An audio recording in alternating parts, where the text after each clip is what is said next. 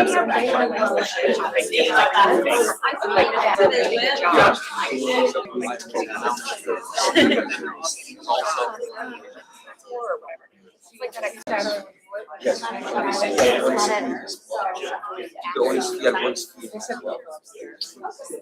no, oh no. I know. One of my good friends does that. Like, that's like it's like always.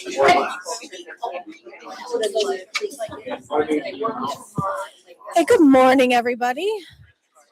Welcome to Coffee with Counselors. I love the turnout today. We've done this for the past 3 years, and this one is the most attended. So thank you so much for coming. Yay. Class of 2030 parents, you are amazing. Thank you very much. Can you believe that? 2030 is going to be the graduating class. Your 8th graders will be walking the stage June 2030. That's so exciting. Wow. I'm still only 20 years old. It's okay. Like I don't believe we're in the 2000s yet. So welcome. I am Sage Fulgan. I'm one of the school counselors. I work with students whose last names are N through Z. So today this is going to be somewhat informal. We will definitely, if you have questions throughout, please let us know. Please stop us. We hope to give you information about what the 9th grade transition looks like, what high school looks like, some opportunities that are going to be available. We will have some teachers stopping in and joining us to explain what their curriculums are like. We will be interrupted a couple times. There are 2 bells and announcements that will happen during this time. So bear with us, please. And they are very loud in this room. So welcome. So you have in front of you, and I have this because we're on live stream. So this picks up live stream. So you have the 9th grade transition information in front of you, and it just kind of talks about the credits that are required to graduate from high school. We do require 22 credits. That is traditional for New York State. Within those 22 credits, 4 credits are from English and 4 credits are from social studies. 3 credits are from science and 3 credits are from math. We do encourage a lot of the students to continue 4 years for math and science. 1 credit for a fine art, 1 credit for a foreign language, but we also encourage students to continue to at least 3 years of that foreign language, which is Spanish. We require 2 credits of PE, so every year they will get a half credit of PE. Half credit of health is required, and then the rest of the credits are made up through electives. So those are the 22 credits that make up that are the requirements. A lot of the students go above and beyond that. We make sure that every year in 9th, 10th, and 11th grade, you're taking at least 6.5 credits. So you're already ahead of the game there. And some students even come in with some credits from 8th grade. So that's great. There's also 2 types of diplomas. So there's the Regents diploma. So for that, you need 1 math exam. You need 1 social studies exam. You need 1 science exam and the English exam. The 5th exam that you need is going to be another math, science, or social studies exam. So you need 5 exams altogether to get a Regents diploma. For the advanced Regents diploma, you are going to take 3 math exams. Bell 1.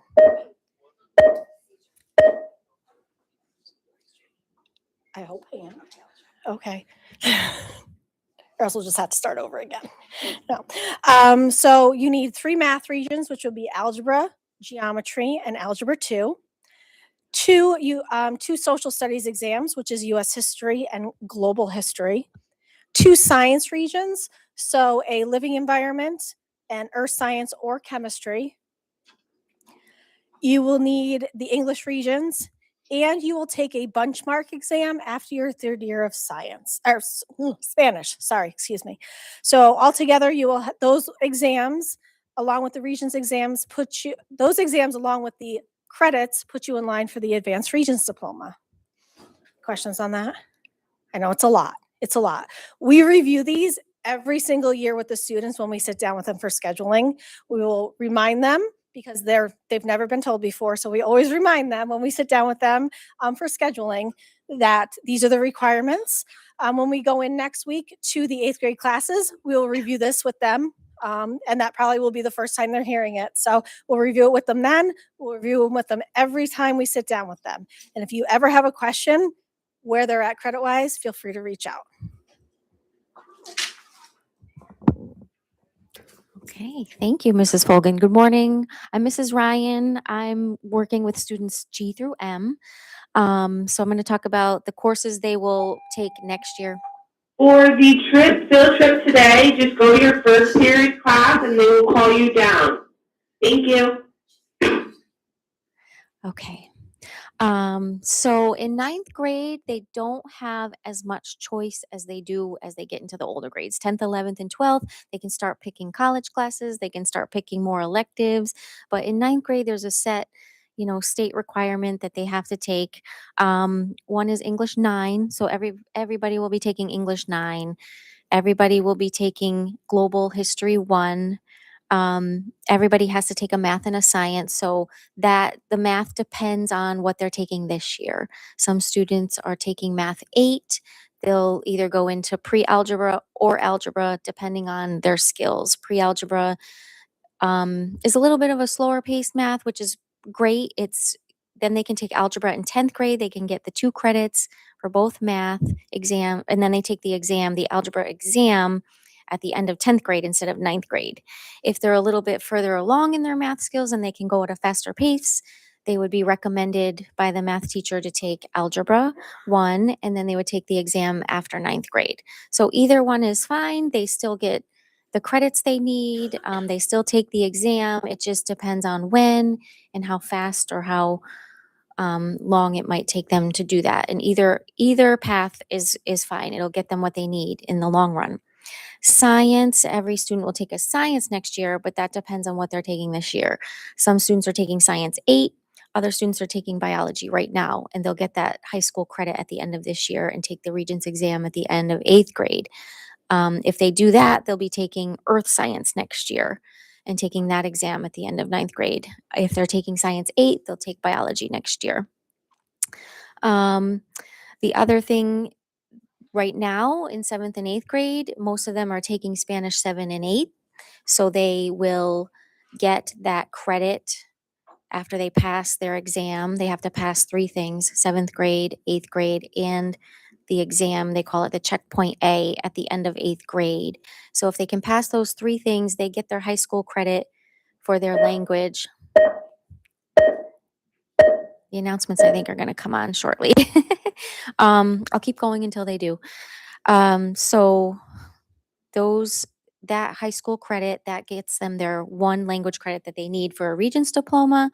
If they'd like to continue on in 9th grade, they could choose Spanish 2 and then keep moving on Spanish 3, 4, 5, the rest of their high school class years. Every student needs PE, so they'll be taking PE, and every student needs 1 fine arts elective to graduate, which would be studio art, chorus, band, or music lab. We have a music lab class that we started this year that is a general music class for those kids who maybe they don't really like art or they don't want to do band or chorus. That's not their thing. So then they can take the general music class if they would like. They do have to take, like Mrs. Folgan said, 6.5 credits, 9th, 10th, and 11th grade. So with English, math, science, and social studies, that gives them 4. PE will give them another half a credit.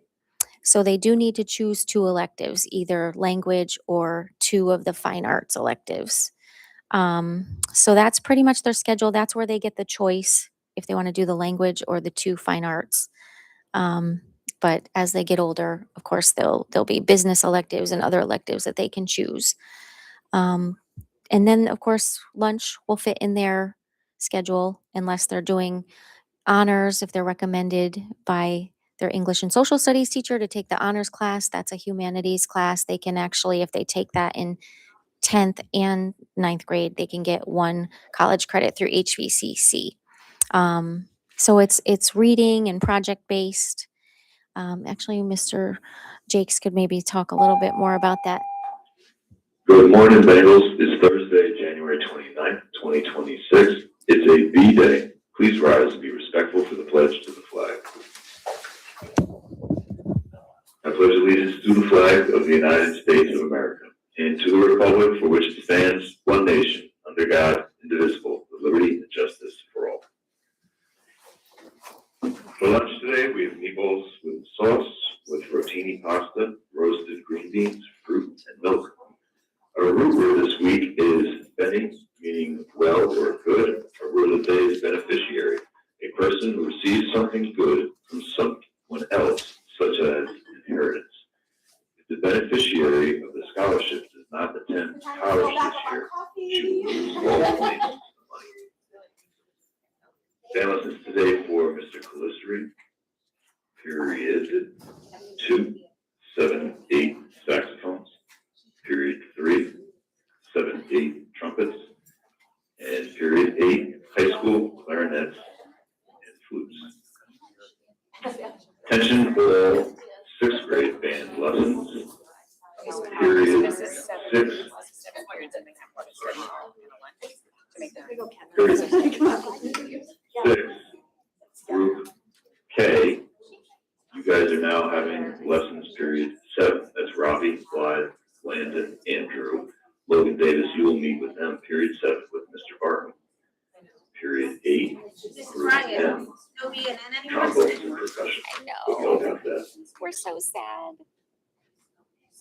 There will be a middle school senate meeting after school today, after school tomorrow, January 30th, in Mr. Medved's room, room 243. We'll discuss the yearbook, upcoming dances, and other things.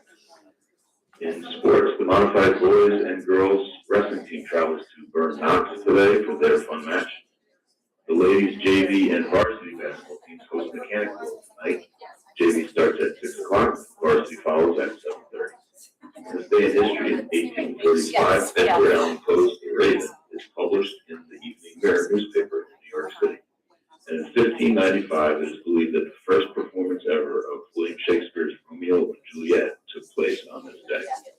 Our quote for today comes from the late great Kobe Bryant. May you always remember to enjoy the road, especially when it's a hard one. As a reminder, today is a B-Day. Today is your day. All right. So there was a great question. Usually students, if they're taking 6.5 credits, the lab portion too will be, they'll have a lab with their science, which will be opposite PE. Yep. And then that leaves room for a lunch, and most of them have a study hall, unless we have one study hall to get their homework done. But we do have some really some hyper zealous kids that really, really want to do everything. So those students may not have a study hall, which is okay. They want to do, more than what they're required to do. So we do have some students that do that. So I'm going to introduce Mr. Jakes. He is our English 9 teacher, and he can talk a little bit about his class. And All right, sounds good. Morning, I am Tim Jakes. Actually, I have Amy Bishop is here with me also. She's one of the other 9th grade team teachers. We continue the team approach in 9th grade a little bit. I'm the team leader. I also teach ELA. Kind of team light. We meet every other day rather than every day, and scheduling gets tougher in high school in order to bring all the teachers together one period. So like this year, it's Amy, myself, and a math teacher. Hopefully next year we can schedule where we can get the science teacher back in with the core team. But the one nice thing it does is we get together every other day, and we can notice trends with kids. We can notice, say are you noticing this with this kid? And then it just kind of helps us keep the pulse a little better. And then we can set up team meetings with parents who are interested in coming in. And when we do that, we get coverage for the other teachers so that they can come in. The other thing I want to mention is both of us, in addition to being teachers here, are parents of relatively recent All graduates. chaperones going on the trip today, please come down to the main lobby. Thank you. We both have children in college that went to school here and graduated within the past few years. And you can be really confident that when your kid graduates from Tamarack, they're going to be ready for college, because our kids are thriving in college. And always, I hear from both of my kids, so much of the stuff that I did in high school made me so well prepared. Now, with that being said, have your kid grab every opportunity they can. I always, kids sometimes worry about, I don't want to do that extra thing because it's going to bring down my GPA or something like that. And my advice to you is, they're going to be much better in college if they take all of those sort of opportunities. Even if it drops their GPA a couple of points, the college is going to notice like, wow, you took every opportunity, you took those harder classes. And that sort of leads me to one of the things that was mentioned was the honors program, which we have in 9th grade. Next Monday, our current 9th grade honors students will be going into 8th grade classes to tell them about their experience with the program. It's an additional class on top, so they take their regular course load and then they take the honors program as a separate class. For many of them, it falls during their lunch, but they tend to be the kids that are looking for all the opportunities. They eat in class. If it does happen to fall, about more than half of the students, usually the honors class falls during their lunch period. So they either bring their lunch or they go get their lunch from the cafeteria. We meet in the library. They have time at the beginning of class to socialize and eat their lunch. And then we just do things above and beyond the regular curriculum. It is very project-based, student-centered. It changes every year based on the population of the class and sort of the things that they're into. We do research, we do public speaking, we do reading, we turn them into teachers when we read. So if we're reading a book, they will be assigned a chapter with a partner in a class period where they have to teach that chapter of the book. So it's a neat program. You have to have at least an 85 GPA in 8th grade, and then they are recommended by the 8th grade teachers in order to get into the honors program. So I did just want to mention that. And then in terms of ELA, what's different? I like to sort of, the past few years when I've met with parents to do like orientation and things like that, I'm like, all right, what's different about ELA now than like when you were in school and maybe when I was in school? And I would say the differences you're going to notice are much more nonfiction, evidence-based responses. So giving an answer, but then backing it up by being able to point in the text and say, this is why, here's my answer and here's why. Those are the two biggies, and making arguments is the other one. That's sort of the big push right now, is to be able to make an argument and support it with evidence from sources. And that is also the big focus for the 11th grade exams. They don't take a Regents exam in ELA until 11th grade. It's based now on what they call the next gen standards. We've done like Regents and the Common Core, now they're calling it next gen. But essentially, it's a lot of reading on that test and a lot of sort of dense texts that they have to read and answer questions about, but then they have to write an argument essay. That's sort of the toughest task on that, is that they give them 4 sources and a topic, and they have to sort of on the spot. Anybody that is going to the field trip today, please report to the cafeteria right now. Thank you. Welcome to our world. So they have to, on the spot, write an argument essay. And we start preparing for that in 9th grade, and then they work on more skills in 10th grade. And then by 11th grade, we give the exam in January. And then that gives students who maybe don't do as well as they wanted to the opportunity to retake it in June. And that has worked out well for us. But I think that's about it. I'm going to let you go. And then we're both supposed to be somewhere else right now. So wanted to pop in and say hi. And when do they know if they are recommended for honors? so I would say within the next month, because they're going to start meeting with 8th graders to build their schedules. We tell parents about it, but really the class is best when it's the kids that are like, I want to take that class. Not like, we'll always ask them on the first day, how many of you are here because you chose it? And how many of you are here because your parents said to you, you're taking that class? So we try to kind of entice them, and that's why we send our current students into the 8th grade classes to say like, hey, this has been my experience in honors, and hopefully that entices them to want to do it rather than being forced to do it. But It helps when they have an older sibling. who's yes, for sure. I was gonna say, so when are you having the students go in? Monday. Monday, all right. Monday. Yeah, it was supposed to be this week, and then the snow day threw us off. And then we go in February 6th and do course selection with the 8th graders. Okay, so I'm Amy Bishop, as Tim mentioned, and I teach global history and geography for the 9th graders. That is a 2-year course, but as Tim mentioned, that some things have changed with the standards. And it used to be that they would test the students on both 9th and 10th grade content. They don't do that anymore. It's now 9th and 10th grade skills, basically. It's mostly going to be geared towards the 10th grade content, which is good because it's a lot of stuff. Global history goes from the beginning up until the present. Every country in the world minus the United States, because they do US history in 11th grade, 8th grade, 7th grade. So that's like the 2 years where we really focus on global events. In 9th grade particularly, I focus on a lot of the skills. They hear me say things about the regions, but I'm always like, there is no regions in 9th grade. The way that they structure the regions now is multiple choice questions that are all stimulus based. So those are those documents that Tim was mentioning that they analyze in ELA. We're doing that now with historical documents, whether it be political cartoons, or documents, excerpts from like these ancient texts, which can be a little challenging at times. So, in 9th grade, we break it down as much as we can. I give them those skills about how to start being more analytical and not just telling me what they see.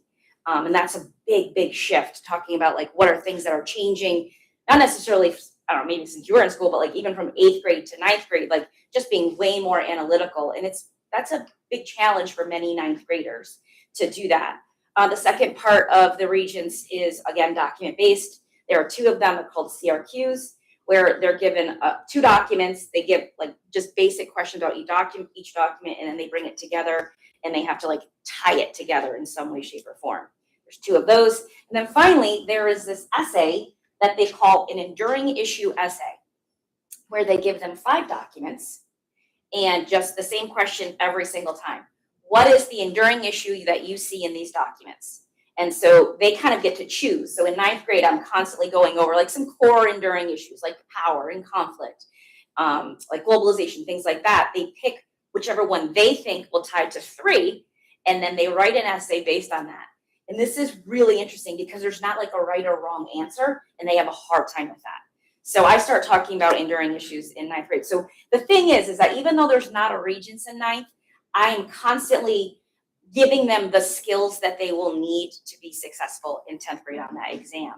And then I get to teach my content as well, which I think is all the fun stuff, like the ancient Egyptians and the Greeks and the Romans. And so, that kind of stuff.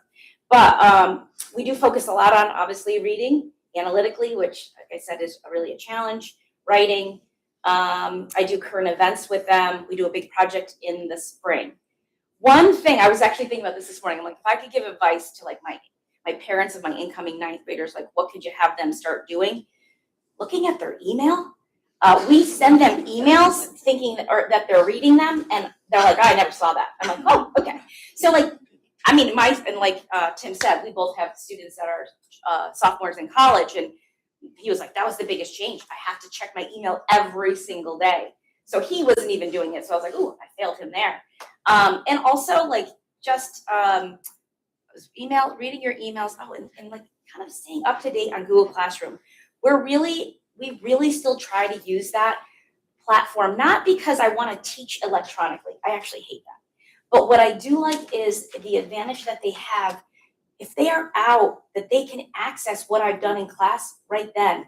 And it still is not a habit of them to go on and say, oh, what did I miss today? Instead, they come in and they're like, what did I miss for the last 3 days? I'm like, well, if you had looked, you could have done all of that when you were home. And I mean, yes, is there ever questions about it? Sure. And I'm always, I check my email all the time. So I could help them with that. But if they could start checking email and kind of become a little bit more responsible about going and looking when they're absent to what could they do, that would help them to be a little bit more successful. So that's kind of my thing. I got to go teach. Does anybody have any questions for me? Okay. It was nice to meet you. See you in September. Thank you. Any questions? Is this working? Any questions about the classes that they'll be taking next year? Yes. Do they have to take health? They do, but it's usually 10th through 12th grade. Okay, so that next year they get health off. Yes. Yeah. Okay. Yeah. They took it in 7th and 8th, so they get a year off. All right. This is working. Okay. I'm Caroline Lyden. I'm counselor for students with last names A through F. We do all the grades 6 through 12, so maybe familiar, maybe new. But I'm gonna go over just some of the club options that we have on your handout too. There's a lot of different options that we offer right now, and if your student is ever interested in forming their own club, has a group of people they want to do that with, it's always something that is on the table. Even recently, we started a D&D club for the middle schoolers, and that's been a fun way for them to get together and play some games. And it could easily be something that like transfers over to that high school realm as well, should anybody show interest in that. We do have a book club. We have the Clay Target Club, which is the trap shooting. The kids go out and they compete against other schools. They're shooting at clay targets. It's really cool to see. And I think also something that's a little bit unique to us as well. The GSA is there. Key Club is also one of those more widely known clubs that you kind of see everywhere, where there's a lot of volunteering opportunities, community-based things. Masterminds is also competition-based. It is like students getting together on a team. They get trivia questions. They're competing against other schools. So just a lot of fun things. I've had one student that I've gotten to talk to that really enjoys it, and it's like a sport pretty much, like a mental sport. We also have our National Junior Honor Society, which will be what the 9th graders go into, where they have volunteering opportunities as well. Then they can also go into the National Honor Society, which is grades 10 through 12, and they can get volunteer hours. They can get a special recognition at graduation for that. Olympics of the Visual Arts is I would say kind of like Masterminds in that way, where it's competition as well. The club gets together, they go out and they create art. Our art teacher, Miss Sheffer, covers that, and she is like really wonderful. All the kids really enjoy her and everything she has to offer. One Light is a new one this year that I don't know too much about. It is more religious based, where kids get together and they're able to like have that team building there. SAD is Students Against Destructive Decisions. They do the mock crash, right? So it's things like that where they're getting together and figuring out ways to advertise how not to make destructive decisions. Ski and Board Club, we have that for middle school and high school, where they'll be taken out to go skiing after school some days. Student Senate, chance to operate in the student government. YAC is interesting as well. It is a club where you're going in and collaborating with the students with disabilities.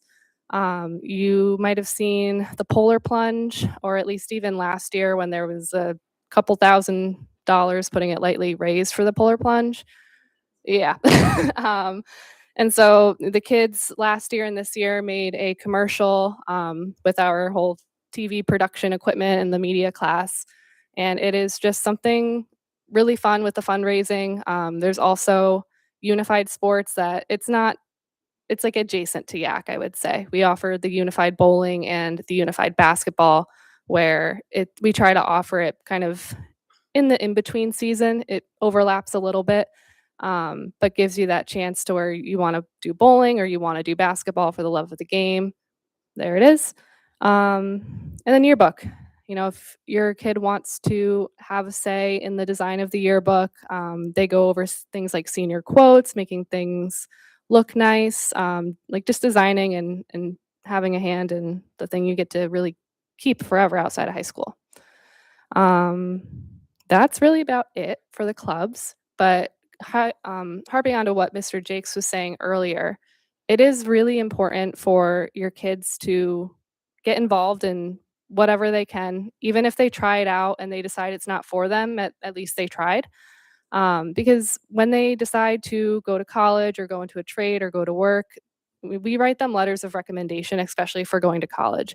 And so the more that you're involved in something, whether you're challenging yourself with classes or just always showing up to volunteer or like making yourself a present face, it really helps build up that resume for you. So I think that's longevity of clubs and activities definitely is important when you're applying to colleges. But we also know that not every kid wants to go to college. That's Yeah. not on every student's pathway. So we are very supportive and we want to make sure that students have opportunities as well to explore other options. So we do have our college fairs that come to Tamarack. We have, there's a huge college fair twice a year at Hudson Valley that we encourage students to go to. But we also here in the school, we have a trades fair every year. We have community organizations come in that do trades, and the students are allowed to talk with those businesses and explore the different opportunities through trades, through apprenticeships, through union opportunities. There's also our career and tech program that we have available for our 11th and 12th graders that allows them to go out of the building to do more hands-on project-based work. That is, like I said, 11th and 12th grade. We have New Visions, which is an honors program in 12th grade. Let's see. We have an Armed Forces Day. I'm sorry. We do have a lot of opportunities for every single student, no matter what their pathway is. We do have an Armed Forces Day where we invite the Armed Forces to come in, set up tables, interact with the students. Students love the pull-up competition, the push-up competitions. They really get, they really get into that. And so we just want all the students to know what their opportunities are, because we know not everyone is focused on college, and we want them to know that there are other amazing opportunities out there. We just want them to be successful. So Casey, I'm sorry, you had a question. Do you offer the Hudson Valley and RPI senior year? Like I went to Hudson Valley my senior year. I didn't even report to high school. Yeah, Do you still do that? we do. That's more of a student driven. We don't really, if a student wants to do that, they can, come talk to us about it, but we will make sure it's coordinated correctly. Yeah, definitely. Hi, I'm Paula Lanu. I'm the principal. I'm sure we've seen each other at some point, and I just wanted to stop in and say welcome and good morning. Thank you for coming in on this rescheduled Thursday morning. We really do appreciate it. I know our counselors work so hard to make sure that your students have all of the opportunities that they can when they come into the high school, and so many more opportunities do open up for them when they go from the middle school to the high school, and for them to be able to learn about all of those opportunities. If you ever have any questions, I don't want to take up a whole lot of your time, but if you ever have any questions about anything, obviously you can reach out to the counselors, but also feel free to send me or Ms. Norton, the assistant principal, an email or give us a phone call, because we're here to answer any of your questions or give you feedback on anything that you might be wondering about. Definitely open to our policy as far as that goes. Everything that we do is geared towards the success of your students, and we want to make sure that we're doing that in every way possible. So that's all. I hope that you have a good rest of your presentation. I won't take up any more of your time. I just wanted to stop in and say good morning. Have a good day, everyone. Thank you very much. What kind of questions do you have? Yes. We live in district, but my son doesn't go here, but just kind of estimate the class of 2030. Yeah. How big is it? And then the core classes, what's the kind of estimated size of those, the required classes? Sure. So we have, is it 82 in this class? I think it's about 82 students, about maybe 20 to 24 in a core class, depending on the class. Yeah.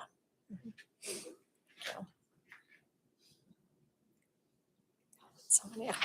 Yes. We're out of district, but considering coming over. Can you talk a little bit about the sports opportunities and? Oh, sorry. Oh my God, we didn't even talk about those. Wow. Okay, absolutely. We have, we have a lot of sports teams.